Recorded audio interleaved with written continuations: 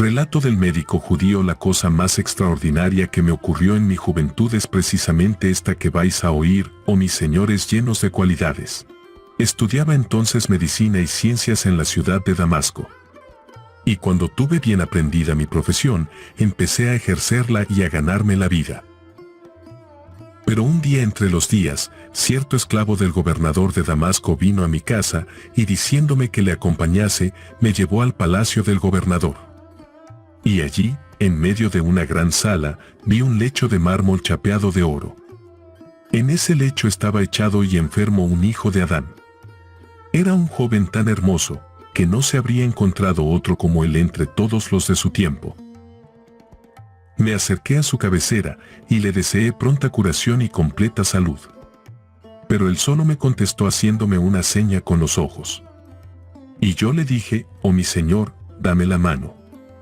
Y él me alargó la mano izquierda, lo cual me asombró mucho, haciéndome pensar, por Alá. ¡Qué cosa tan sorprendente! He aquí un joven de buena apariencia y de elevada condición, y que está sin embargo muy mal educado. No por eso dejé de tomarle el pulso, y receté un medicamento a base de agua de rosas. Y le seguí visitando, hasta que pasados 10 días, recuperó las fuerzas y pudo levantarse como de costumbre. Entonces le aconsejé que fuese al hammam y que después volviese a descansar. El gobernador de Damasco me demostró su gratitud regalándome un magnífico ropón de honor y nombrándome, no solo médico suyo, sino también del hospital de Damasco. En cuanto al joven, que durante su enfermedad había seguido alargándome la mano izquierda, me rogó que le acompañase al hammam que se había reservado para él solo, prohibiendo entrar a los demás clientes. Y cuando llegamos al hammam se acercaron los criados del joven, le ayudaron a desnudarse, cogiendo su ropa y dándole otra, limpia y nueva. Y al ver desnudo al joven, noté que carecía de mano derecha. Y me sorprendió y apenó grandemente el descubrimiento. Y aumentó mi asombro cuando vi huellas de varazos en todo su cuerpo. Entonces el joven se volvió hacia mí y me dijo, oh médico del siglo. No te asombre el verme como me ves, pues voy a contarte el motivo y oirás una relación muy extraordinaria. Pero tenemos que aguardar a estar fuera del hammam. Después de salir del hammam llegamos al palacio y nos sentamos para descansar y comer luego. Pero el joven me dijo, ¿no prefieres que subamos a la sala alta? Y yo le contesté que sí, y entonces mandó a los criados que asaran un carnero y lo subieran a la sala alta, a la cual nos encaminamos. Y los esclavos no tardaron en subir el carnero asado y toda clase de frutas. Y nos pusimos a comer, y él siempre se servía de la mano izquierda. Entonces yo le dije, cuéntame ahora esa historia. Y él contestó, oh médico del siglo, te la voy a contar. Escucha, pues. Sabe que nací en la ciudad de Mosul, donde mi familia figuraba entre las más principales. Mi padre era el mayor de los 10 vástagos que dejó mi abuelo al morir, y cuando esto ocurrió, mi padre estaba ya casado, como todos mis tíos. Pero él era el único que tuvo un hijo, que fui yo, pues ninguno de mis tíos los tuvo. Por eso fui creciendo entre las simpatías de todos mis tíos, que me querían muchísimo y se alegraban mirándome. Un día que estaba con mi padre en la gran mezquita de Mosul para rezar la oración del viernes, vi que después de la plegaria todo el mundo se había marchado, menos mi padre y mis tíos. Se sentaron todos en la gran estera, y yo me senté con ellos. Y se pusieron a hablar, versando la conversación sobre los viajes y las maravillas de los países extranjeros y de las grandes ciudades lejanas. Pero sobre todo hablaron de Egipto y de El Cairo.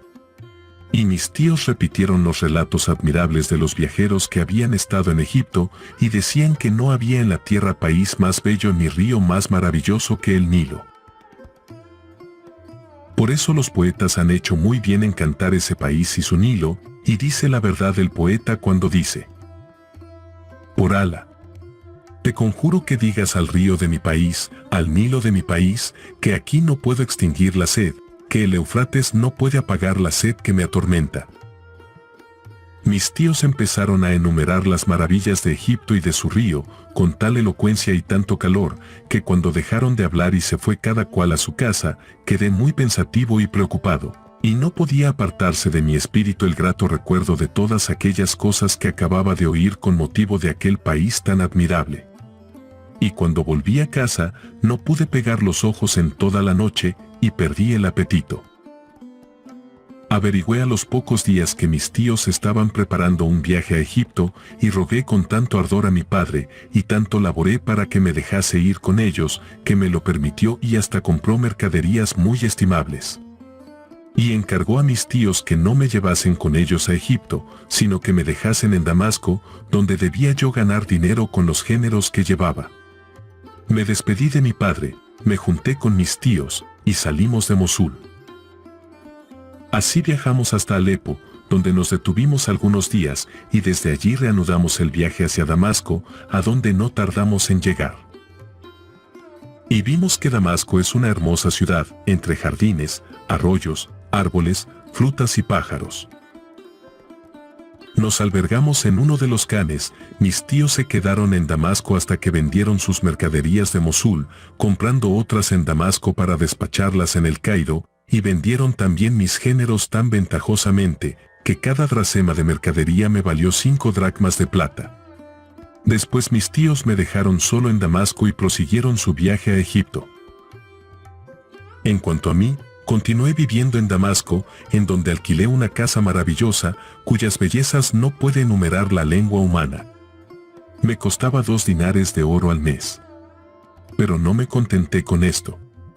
Empecé a hacer grandes gastos, satisfaciendo todos mis caprichos, sin privarme de ninguna clase de manjares ni bebidas. Y esta vida duró hasta que hube gastado el dinero con que contaba.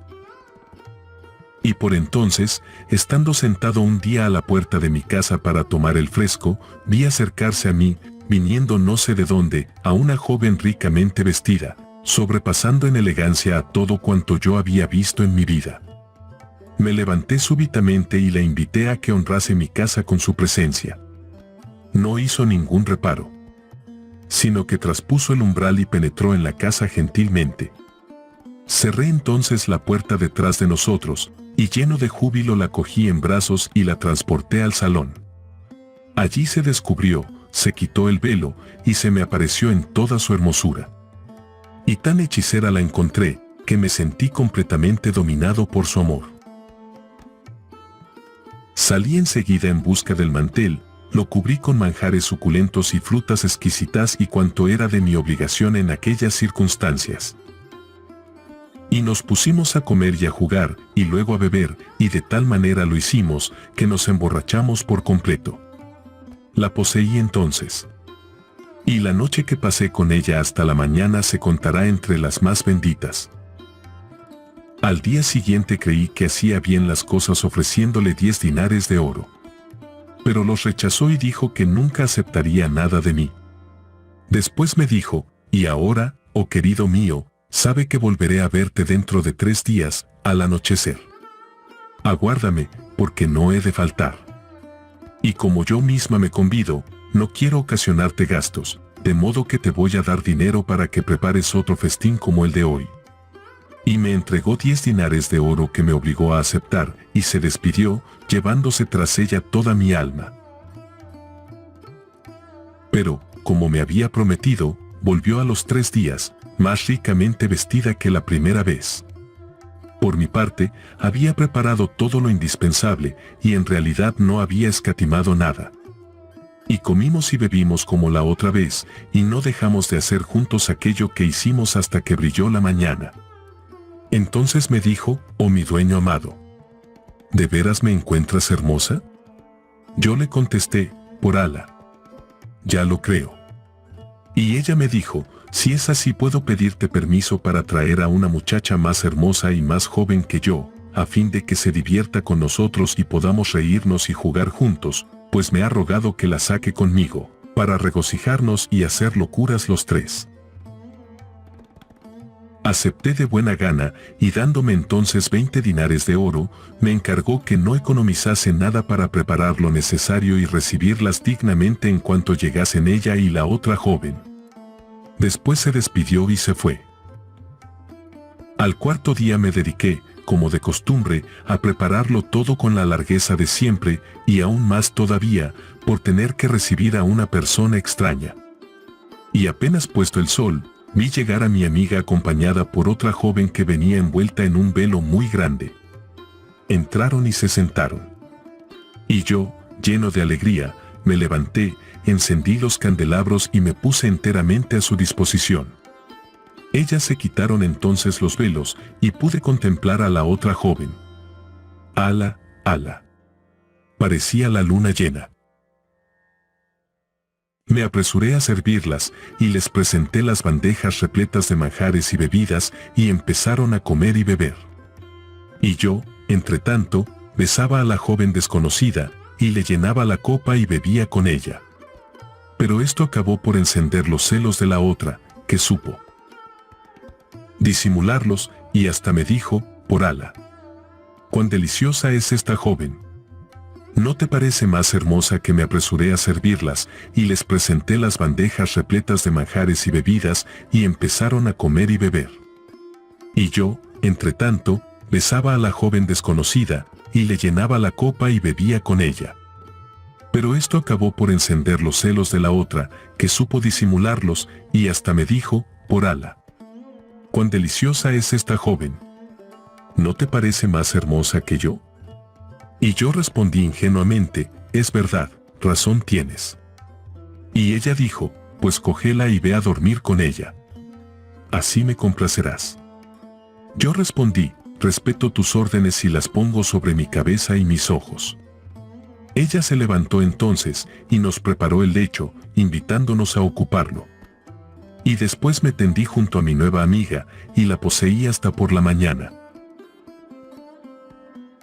Pero he aquí que al despertarme me encontré la mano llena de sangre, y vi que no era sueño, sino realidad. Como ya era día claro, quise despertar a mi compañera, dormida aún, y le toqué ligeramente la cabeza. Y la cabeza se separó inmediatamente del cuerpo y cayó al suelo. En cuanto a mi primera amiga, no había de ella ni rastro ni olor. Sin saber qué hacer, estuve una hora recapacitando, y por fin me decidí a levantarme, para abrir una huesa en aquella misma sala. Levanté las losas de mármol, empecé a cavar, e hice una olla lo bastante grande para que cupiese el cadáver, y lo enterré inmediatamente. Cegué luego el agujero y puse las cosas lo mismo que antes estaban. Hecho esto, fui a vestirme, cogí el dinero que me quedaba, salí en busca del amo de la casa, y pagándole el importe de otro año de alquiler, le dije, «Tengo que ir a Egipto, donde mis tíos me esperan». Y me fui, precediendo mi cabeza a mis pies. Al llegar a El Cairo encontré a mis tíos, que se alegraron mucho al verme, y me preguntaron la causa de aquel viaje. Y yo les dije, «Pues únicamente el deseo de volveros a ver y el temor de gastarme en Damasco el dinero que me quedaba». Me invitaron a vivir con ellos. Y acepté. Y permanecí en su compañía todo un año, divirtiéndome, comiendo, bebiendo, visitando las cosas interesantes de la ciudad, admirando el Nilo y distrayéndome de mil maneras. Desgraciadamente, al cabo del año, como mis tíos habían realizado buenas ganancias vendiendo sus géneros, pensaron en volver a Mosul, pero como yo no quería acompañarlos, desaparecí para librarme de ellos, y se marcharon solos, pensando que yo habría ido a Damasco para prepararles alojamiento, puesto que conocía bien esta ciudad. Después seguí gastando y permanecí allí otros 3 años, y cada año mandaba el precio del alquiler al casero de Damasco. Transcurridos los 3 años, como apenas me quedaba dinero para el viaje y estaba aburrido de la ociosidad, decidí volver a Damasco. Y apenas llegué, me dirigí a mi casa, y fui recibido con gran alegría por mi casero, que me dio la bienvenida, y me entregó las llaves enseñándome la cerradura, intacta y provista de mi sello. Y efectivamente, entré y vi que todo estaba como lo había dejado. Lo primero que hice fue lavar el entarimado, para que desapareciese toda huella de sangre de la joven asesinada, y cuando me quedé tranquilo fui al lecho, para descansar de las fatigas del viaje. Y al levantar la almohada para ponerla bien, encontré debajo un collar de oro con 3 filas de perlas nobles. Era precisamente el collar de mi amada, y lo había puesto allí la noche de nuestra dicha. Y ante este recuerdo, derramé lágrimas de pesar y deploré la muerte de aquella joven. Oculté cuidadosamente el collar en el interior de mi ropón. Pasados 3 días de descanso en mi casa, pensé ir al zoco, para buscar ocupación y ver a mis amigos. Llegué al zoco, pero estaba escrito por acuerdo del destino que había de tentarme el Cheitán, y yo había de sucumbir a su tentación, porque el destino tiene que cumplirse. Y efectivamente, me dio la tentación de deshacerme de aquel collar de oro y de perlas. Lo saqué del interior del ropón y se lo presenté al corredor más hábil del zoco.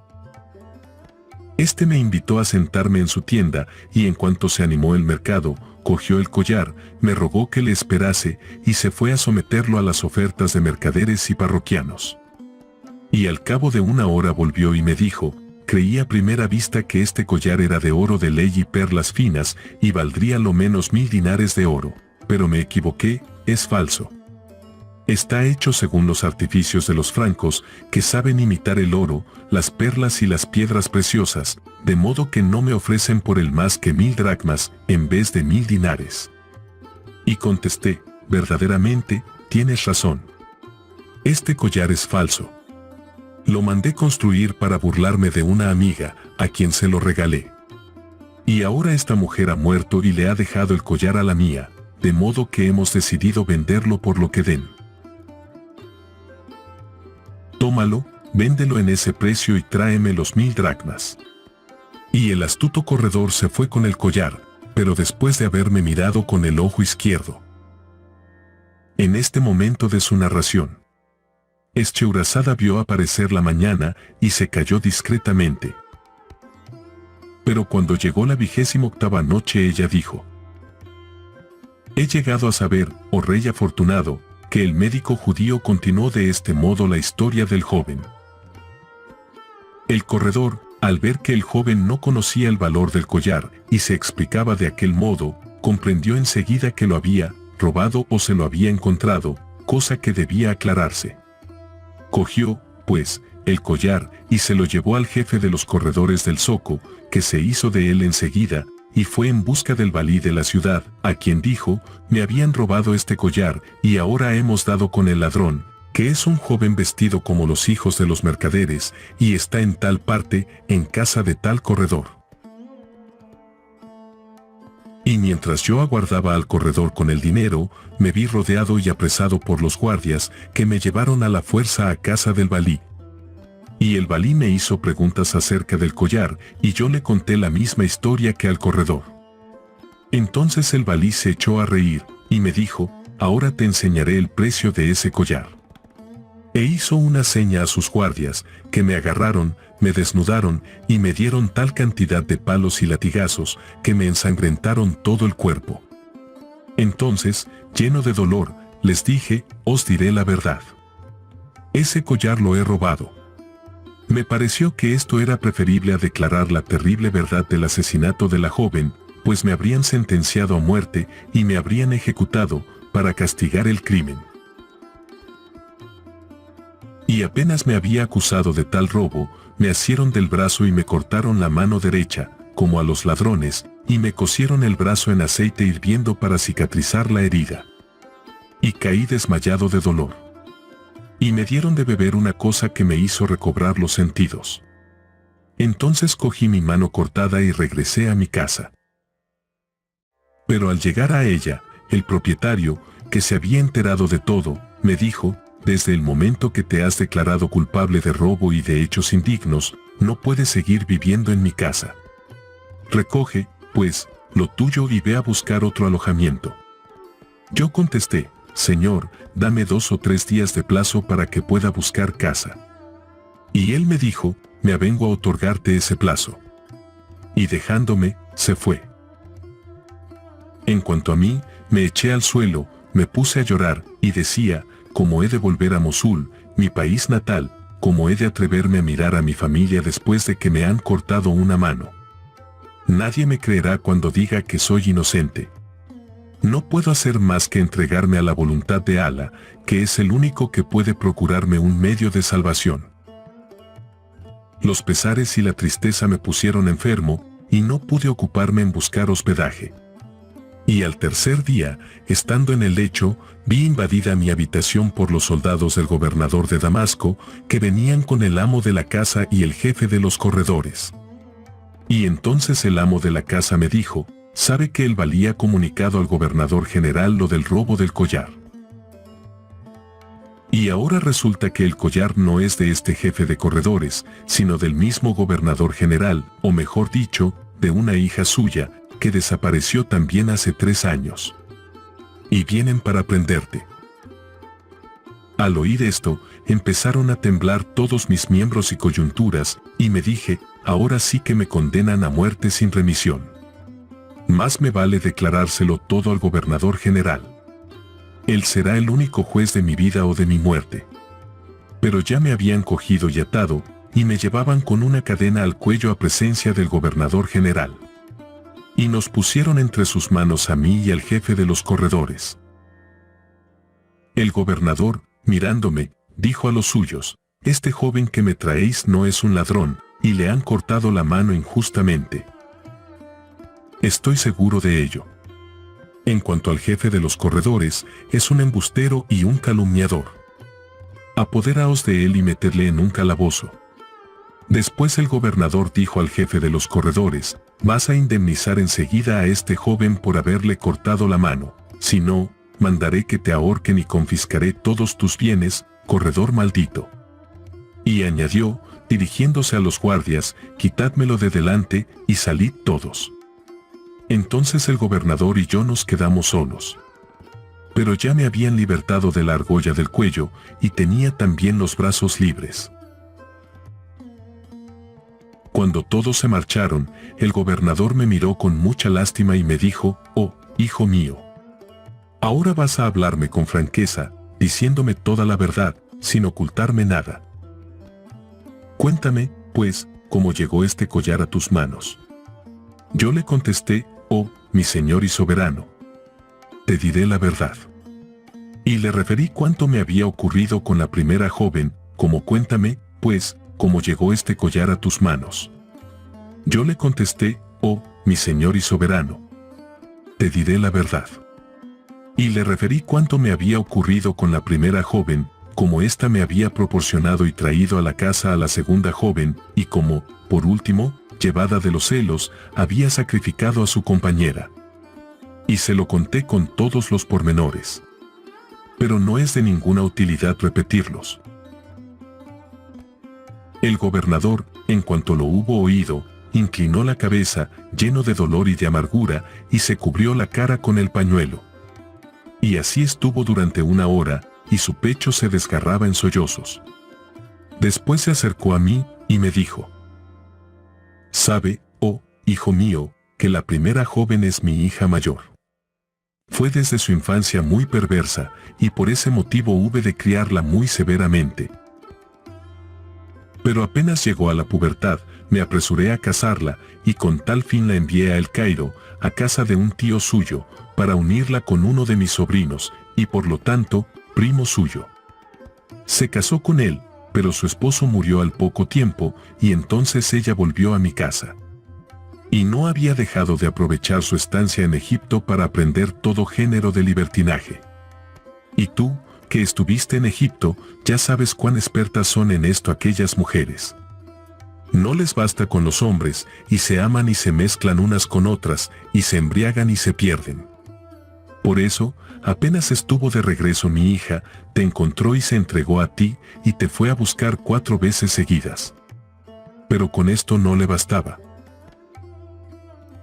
Como ya había tenido tiempo para pervertir a su hermana, mi segunda hija, hasta el punto de inspirarle un amor apasionado, no le costó trabajo llevarla a tu casa, después de contarle cuanto hacía contigo. Y mi segunda hija me pidió permiso para acompañar a su hermana al zoco, y yo se lo concedí. Y sucedió lo que sucedió. Pero cuando mi hija mayor regresó sola, le pregunté dónde estaba su hermana. Y me contestó llorando, y acabó por decirme, sin cesar en sus lágrimas, se me ha perdido en el zoco, y no he podido averiguar qué ha sido de ella. Eso fue lo que me dijo a mí. Pero no tardó en confiarse a su madre, y acabó por decirle en secreto la muerte de su hermana, asesinada en tu lecho por sus propias manos. Y desde entonces no cesa de llorar, y no deja de repetir día y noche, tengo que llorar hasta que me muera. Tus palabras, oh, hijo mío, no han hecho más que confirmar lo que yo sabía, probando que mi hija había dicho la verdad. Ya ves, hijo mío, cuán desventurado soy. De modo que he de expresarte un deseo y pedirte un favor, que confío no has de rehusarme. Deseo ardientemente que entres en mi familia, y quisiera darte por esposa a mi tercera hija, que es una joven buena, ingenua y virgen, y no tiene ninguno de los vicios de sus hermanas.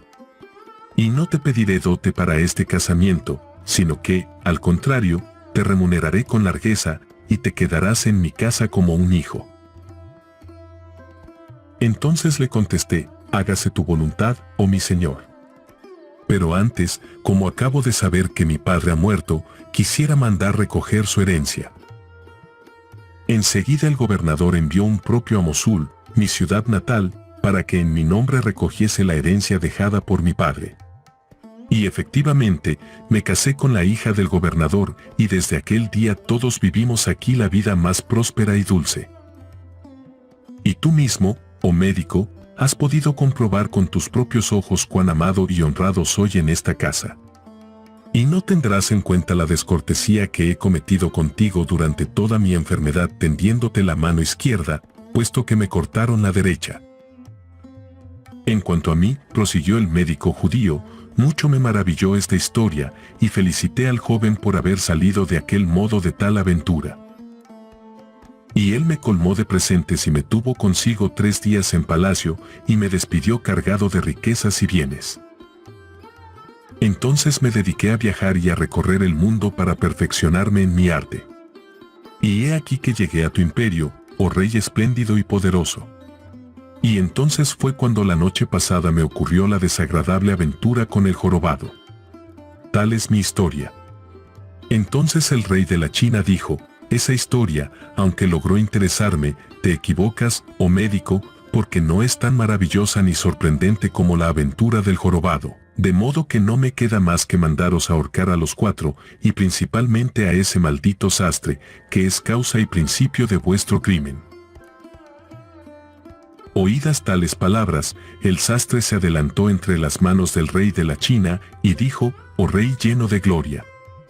Antes de mandarnos ahorcar, permíteme hablar a mí también, y te referiré una historia que encierra cosas más extraordinarias que todas las demás historias juntas, y es más prodigiosa que la historia misma del jorobado. Y el rey de la China dijo, si dices la verdad, os perdonaré a todos. Pero desdichado de ti si me cuentas una historia poco interesante y desprovista de cosas sublimes. Porque no vacilaré entonces en empalaros a ti y a tus 3 compañeros, haciendo que os atraviesen de parte a parte, desde la base hasta la cima. Entonces el sastre dijo, relato del sastre sabe, pues, oh rey del tiempo, que antes de mi aventura con el jorobado me habían convidado en una casa donde se daba un festín a los principales miembros de los gremios de nuestra ciudad, sastres, zapateros, lenceros, barberos, carpinteros y otros. Y era muy de mañana. Por eso, desde el amanecer, estábamos todos sentados en coro para desayunarnos, y no aguardábamos más que al amo de la casa, cuando le vimos entrar acompañado de un joven forastero, hermoso, bien formado, gentil y vestido a la moda de Bagdad. Y era todo lo hermoso que se podía desear, y estaba tan bien vestido como pudiera imaginarse. Pero era ostensiblemente cojo. Luego que entró a donde estábamos, nos deseó la paz, y nos levantamos todos para devolverle su saludo. Después íbamos a sentarnos, y él con nosotros, cuando súbitamente le vimos cambiar de color y disponerse a salir. Entonces hicimos 1000 esfuerzos para detenerlo entre nosotros. Y el amo de la casa insistió mucho y le dijo, en verdad, no entendemos nada de esto. Te ruego que nos digas qué motivo te impulsa a dejarnos. Entonces el joven respondió, por Alá te suplico, oh mi señor, que no insistas en retenerme.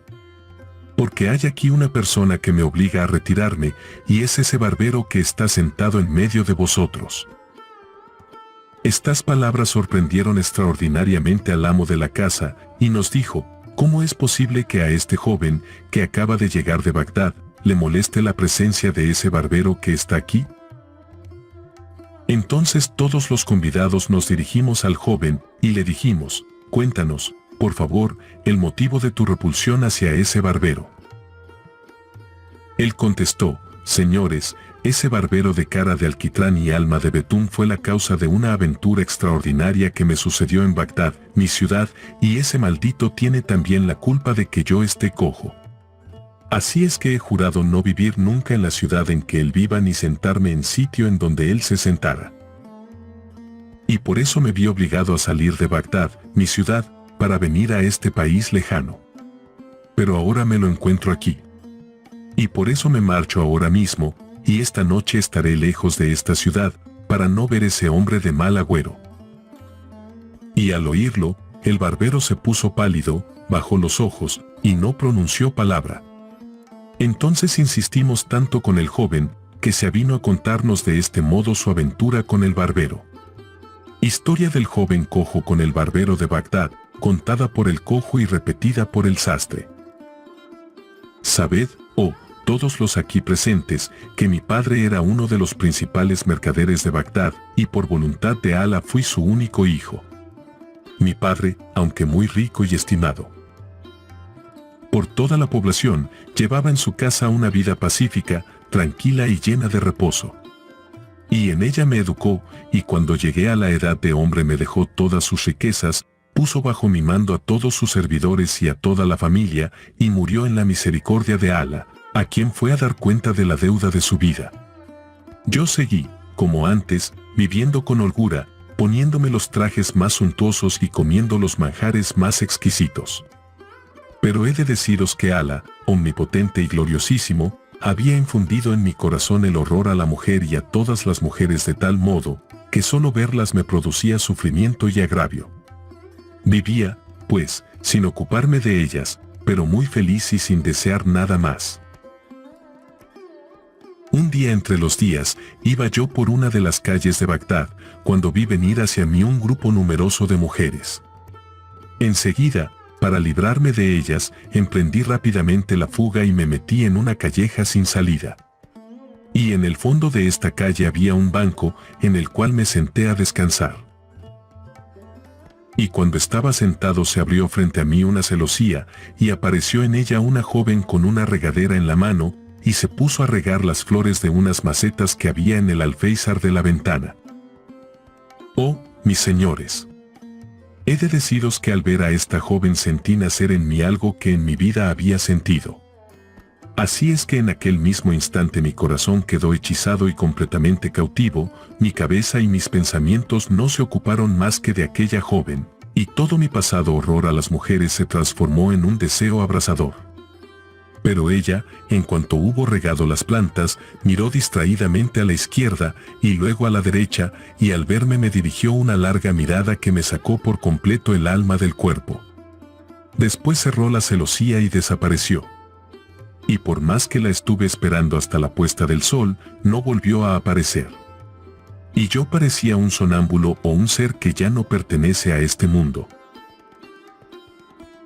Mientras seguía sentado de tal suerte, he aquí que llegó y bajó de su mula, a la puerta de la casa, el cadí de la ciudad, precedido de sus negros y seguido de sus criados.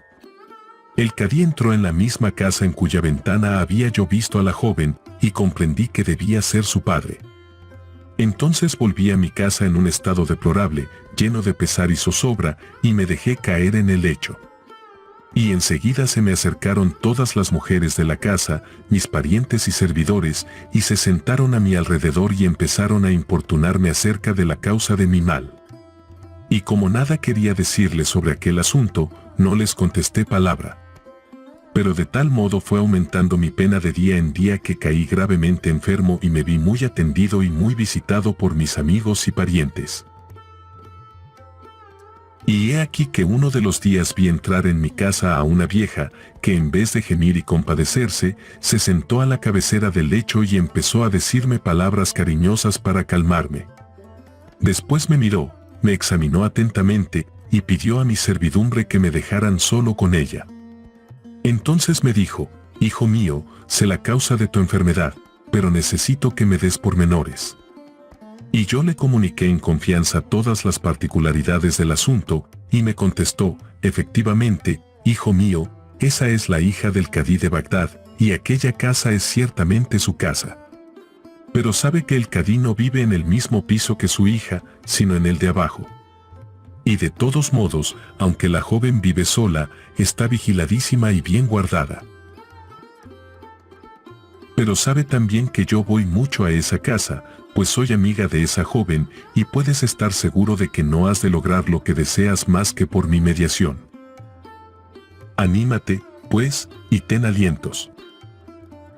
Estas palabras me armaron de firmeza, y enseguida me levanté y me sentí el cuerpo ágil y recuperada la salud. Y al ver esto se alegraron todos mis parientes. Y entonces la anciana se marchó, prometiéndome volver al día siguiente para darme cuenta de la entrevista que iba a tener con la hija del cadí de Bagdad. Y en efecto, volvió al día siguiente. Pero apenas le vi la cara comprendí que no traía buenas noticias. Y la vieja me dijo: hijo mío, no me preguntes lo que acaba de suceder. Todavía estoy trastornada. Figúrate que en cuanto le dije al oído el objeto de mi visita, se puso de pie y me replicó muy airada: malhadada vieja, si no te callas en el acto y no desistes de tus vergonzosas proposiciones, te mandaré castigar como mereces. Entonces, hijo mío, ya no dije nada, pero me propongo intentarlo por segunda vez. No se dirá que he fracasado en estos empeños en los que soy más experta que nadie. Después me dejó y se fue. Pero yo volví a caer enfermo con mayor gravedad y dejé de comer y beber. Sin embargo, la vieja, como me había ofrecido, volvió a mi casa a los pocos días, y su cara resplandecía, y me dijo sonriendo: vamos, hijo, dame albricias por las buenas nuevas que te traigo. Y al oírla sentí tal alegría, que me volvió el alma al cuerpo, y le dije enseguida a la anciana: ciertamente, buena madre, te deberé el mayor beneficio. Entonces ella me dijo: volví ayer a casa de la joven. Y cuando me vio triste y abatida, y con los ojos arrasados en lágrimas, me preguntó: oh, mísera, ¿por qué está tan oprimido tu pecho? ¿Qué te pasa? Entonces se aumentó mi llanto, y le dije: oh, hija mía y señora, ¿no recuerdas que vine a hablarte de un joven apasionadamente prendado de tus encantos? Pues bien, hoy está por morirse por culpa tuya. Y ella, con el corazón lleno de lástima, y muy enternecida, preguntó: ¿pero quién es ese joven de quien me hablas? Y yo le dije: es mi propio hijo, el fruto de mis entrañas. Te vio hace algunos días, cuando estabas regando las flores, y pudo admirar un momento los encantos de tu cara, y él, que hasta ese momento no quería ver a ninguna mujer y se horrorizaba de tratar con ellas, está loco de amor por ti. Por eso, cuando le conté la mala acogida que me hiciste, recayó gravemente en su enfermedad. Y ahora acabo de dejarle tendido en los almohadones de su lecho, a punto de rendir él. Último suspiro al Creador. Y me temo que no haya esperanza de salvación para él. A estas palabras palideció la joven, y me dijo: ¿y todo eso por causa mía? Yo le contesté: por Alá, que así es. ¿Pero qué piensas hacer ahora? Soy tu sierva, y pondré tus órdenes sobre mi cabeza y sobre mis ojos. Y la muchacha dijo: ve enseguida a su casa y transmítele de mi parte el saludo, y dile que me da mucho dolor su pena.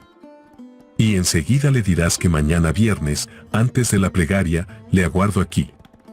Que venga a casa, y yo diré a mi gente que le abran la puerta, le haré subir a mi aposento, y pasaremos juntos toda una hora. pero tendrá que marcharse antes que mi padre vuelva de la oración. Oídas las palabras de la anciana, sentí que recobraba las fuerzas y que se desvanecían todos mis padecimientos y descansaba mi corazón. Y saqué del ropón una bolsa repleta de dinares y rogué a la anciana que la aceptase. Y la vieja me dijo, ahora reanima tu corazón, ponte alegre. Y yo le contesté, en verdad que se acabó mi mal. En efecto, mis parientes notaron bien pronto mi curación y llegaron al colmo de la alegría, lo mismo que mis amigos. Aguardé, pues, de este modo hasta el viernes, y entonces vi llegar a la vieja. Y enseguida me levanté, me puse mi mejor traje, me perfumé con esencia de rosas, e iba a correr a casa de la joven, cuando la anciana me dijo, todavía queda mucho tiempo. Más vale que entre tanto vayas a la hammam a tomar un buen baño y que te den masaje, que te afeiten y depilen, puesto que ahora sales de una enfermedad. Verás qué bien te sienta. Y yo respondí, verdaderamente, es una idea acertada. Pero mejor será llamar a un barbero para que me afeite la cabeza y después iré a bañarme al hammam. Mandé entonces a un sirviente que fuese a buscar a un barbero, y le dije, ve enseguida al zoco y busca un barbero que tenga la mano ligera, pero sobre todo que sea prudente y discreto, sobrio en palabra y nada curioso, que no me rompa la cabeza con su charla, como hacen en su mayor parte los de su profesión. Y mi servidor salió a escape y me trajo un barbero viejo. Y el barbero era ese maldito que veis delante de vosotros, oh, mis señores. Cuando entró, me deseó la paz, y yo correspondí a su saludo de paz. Y me dijo, que Alá aparte de ti toda desventura, pena, zozobra, dolor y adversidad. Y contesté, ojalá atienda a Alá tus buenos deseos. Y prosiguió, he aquí que te anuncio la buena nueva, mi Señor, y la renovación de tus fuerzas y tu salud. ¿Y qué he de hacer ahora? ¿Afeitarte o sangrarte? Pues no ignoras que nuestro gran Inabas dijo, el que se corta el pelo el día del viernes, alcanza el favor de Alá, pues aparta de él 70 clases de calamidades. Y el mismo Inabas ha dicho, pero el que se sangra en viernes o hace que le apliquen ese mismo día ventosas escarificadas, se expone a perder la vista y corre el riesgo de coger todas las enfermedades. Entonces le contesté, oh, Jake, basta ya de chanzas, levántate enseguida para afeitarme la cabeza, y hazlo pronto, porque estoy débil y no puedo hablar, ni aguardar mucho. Entonces se levantó y cogió un paquete cubierto con un pañuelo, en que debía llevar la bacía, las navajas y las tijeras, lo abrió y sacó, no la navaja, sino un astrolabio de 7 facetas. Lo cogió, se salió al medio del patio de mi casa, levantó gravemente la cara hacia el sol, lo miró atentamente, examinó el astrolabio, volvió, y me dijo, has de saber que este viernes es el 10º día del mes de Safar del año 763 de la égida de nuestro santo profeta, vayan a él la paz y las mejores bendiciones. Y lo sé por la ciencia de los números, la cual me dice que este viernes coincide con el preciso momento en que se verifica la conjunción del planeta Mirrik con el planeta Utared, por 7 grados y 6 minutos. Y esto viene a demostrar que el afeitarse hoy la cabeza es una acción fausta y de todo punto admirable. Y claramente me indica también que tienes la intención de celebrar una entrevista con una persona cuya suerte se me muestra como muy afortunada. Y aún podría contarte más cosas que te han de suceder, pero son cosas que debo callarlas. Yo contesté, por Alá. Me ahogas con tanto discurso y me arrancas el alma. Parece también que no sabes más que vaticinar cosas desagradables. Y yo solo te he llamado para que me afeites la cabeza. Levántate, pues, y afeítame sin más discursos. Y el barbero replicó, por Alá. Si supieses la verdad de las cosas, me pedirías más pormenores y más pruebas. De todos modos, sabe que, aunque soy barbero, soy algo más que barbero. Pues además de ser el barbero más reputado de Bagdad, conozco admirablemente, aparte del arte de la medicina, las plantas y los medicamentos, la ciencia de los astros, las reglas de nuestro idioma, el arte de las estrofas y de los versos, la elocuencia, la ciencia de los números, la geometría, el álgebra, la filosofía, la arquitectura, la historia y las tradiciones de todos los pueblos de la tierra. Por eso tengo mis motivos para aconsejarte, oh, mi señor, que hagas exactamente lo que dispone el horóscopo que acabo de obtener gracias a mi ciencia y al examen de los cálculos astrales. Y da gracias a Alá que me ha traído a tu casa, y no me desobedezcas, porque solo te aconsejo tu bien por el interés que me inspiras. Ten en cuenta que no te pido más que servirte un año entero sin ningún salario. Pero no hay que dejar de reconocer, a pesar de todo, que soy un hombre de bastante mérito y que me merezco esta justicia. A estas palabras le respondí, eres un verdadero asesino, que te has propuesto volverme loco y matarme de impaciencia. En este momento de su narración, Echeúrazada vio aparecer la mañana y se calló discretamente.